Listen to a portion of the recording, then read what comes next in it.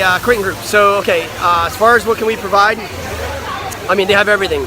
I mean, they have everything, but we always obviously could use more. There's going to be 6 18-wheeler tractor trailers coming in today, all kinds of stuff. Anyway, plenty of water, more water, little things like shrink wrap, baby supplies, baby diapers, tons of food, blankets, dog food, cat food, toys for kids, you know, anything and everything, protein shakes.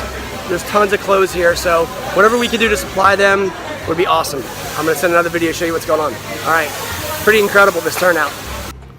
Right now we're gonna enter into a house, and an agent's house that's gotten pretty trashed, so help them get cleaned up here. We're in Dickinson, Texas right now. Kind of take a look here.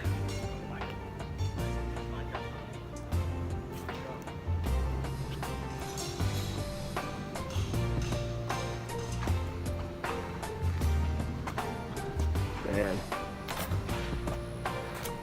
it's terrible.